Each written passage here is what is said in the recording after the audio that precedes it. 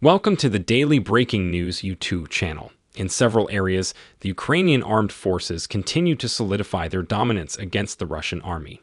After Donbass and Severodynetsik, it seemed that the Russian army was doomed to retire into the Black Sea.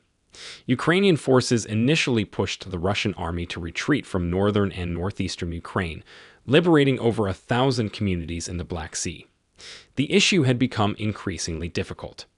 The Russian Navy ruled the Black Sea with roughly 30 ships and planned to assault Ukraine's Black Sea coast, particularly by landing in Odessa. However, the Russian Navy, like the Russian army, encountered resistance from the Ukrainian Navy at sea and lost at least 13 ships. As a consequence, the Ukrainian army said last week that it had utterly defeated the Russian fleet. The Ukrainian Ministry of Defense reported on Monday that the Russian Black Sea Fleet's ship group was pushed back from the Ukrainian shore by more than 100 kilometers as a consequence of active measures by the Ukrainian army aimed at defeating the Russian naval forces. The Russian Navy is now occupying the Snake Island, but Russia cannot advance any further from here, and the Snake Island is at least 120 kilometers from the coast of Odessa. Russian warships and submarines are at least 300 kilometers from the Ukrainian shore in the middle of the Black Sea. Russian warships utilize Sevastopol, a port in occupied and annexed Crimea roughly 300 kilometers from the Ukrainian shore.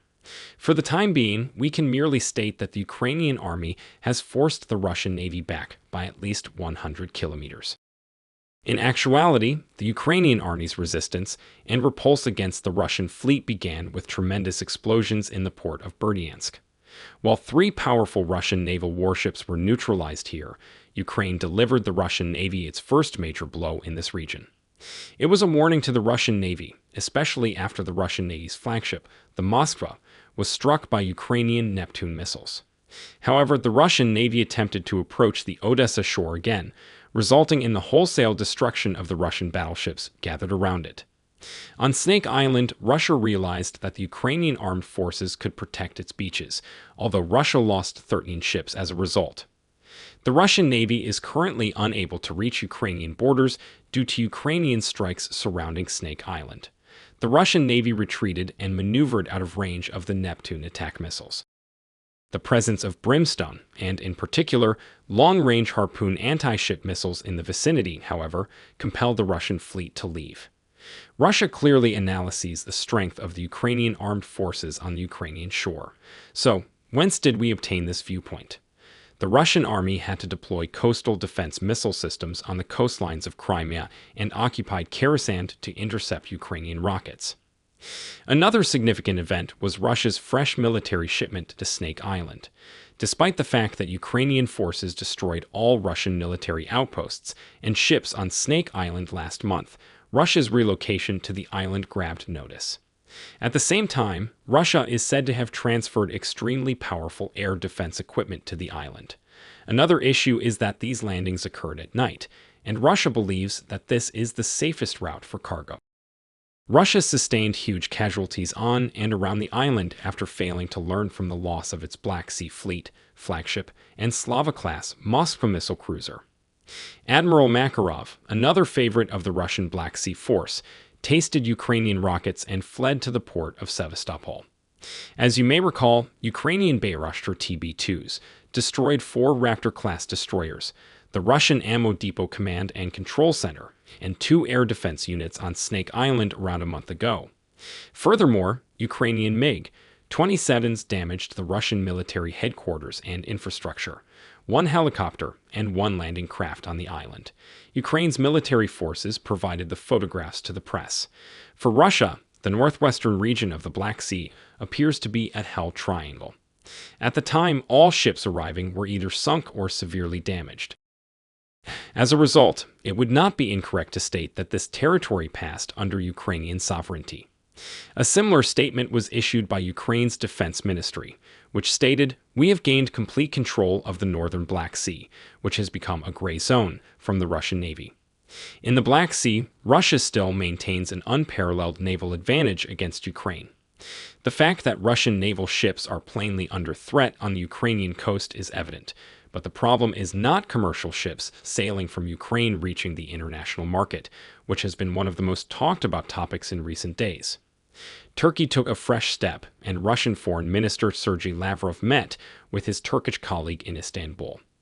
As a result of these discussions, some beneficial developments occurred today.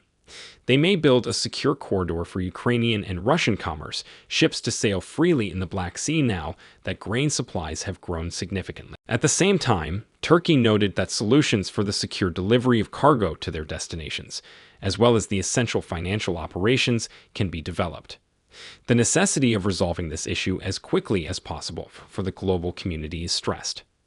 Turkish Foreign Minister Mevlut Cavusoglu remarked that he had had constructive meetings with his counterpart on this matter. On the other hand, Russian Foreign Minister Sergei Lavrov declared that Russia does not maintain a naval blockade in the Black Sea and that the Russian Navy will not strike civilian ships. However, this is a rather ridiculous assertion because, according to Ukraine's statistics, the Russian Navy has targeted 5 civilian commercial ships so far, with one of these ships sinking at the same time. If we go a little earlier, right before February 24th, we will recall Russian Foreign Minister Lavrov's words emphasizing that Russia has no intention of invading Ukraine later in the discussions in Turkey. Lavrov asserted that they were pro-peace, but that Ukraine had adopted a different approach. Given these declarations, Russia's vow not to target commercial ships becomes a factor to consider. On the other hand, if the UK deploys a fleet of British Royal Navy ships to the Black Sea to accompany Ukraine's commerce ships, it is apparent that tensions in the region would escalate. However, it is uncertain whether there is another answer to this through the large window. Russia was defeated in the Black Sea when Navy ships were attacked and many ships were sunk. This reminds us of another devastating setback suffered by Russia 117 years ago with the sinking of the Black Sea Fleet flagship. The Moskva throws a large shadow on the Russian Navy's prestige. It refers to the first significant incident following the sinking of a Russian flagship. The Japanese and Russian empires clashed in the seas between Korea and southern Japan on May 27 and 28, 1905, in the Battle of Tsushima. The conflict cemented Japan's ascent to equalizing Western powers and had long-lasting consequences for both empires. Russia suffered 21 ship losses, but it was his reputation that he lost, not the 21 ships. In a combat setting, this is an extremely tough thing to develop, but very easy to dismantle, and Russia is once again facing the same fate. The Ukrainian armed forces are inflicting a devastating defeat on the Russian ground troops, as well as a loss of prestige on the Navy, which is one of Russia's most trusted troops, even if Russia intensifies its efforts to retain sea supremacy. The latest Ukrainian military effort in Kherson also jeopardizes Russia's Black Sea dominance because capturing Kherson would entail handing Ukraine control of Crimea, which houses Russia's Black Sea naval base. The proportions are shifting, and it is apparent that after the end of the conflict, a new Eastern European order will be formed. At this rate, Ukraine will undoubtedly have a solid position. If Russia continues to lose both on land and at sea, it will become one of their properties, and if it loses its Black Sea bastion of Crimea, the Black Sea's domination will be struck a severe blow in the coming days. The events in Kherson and the Black Sea will shed further light on the issue.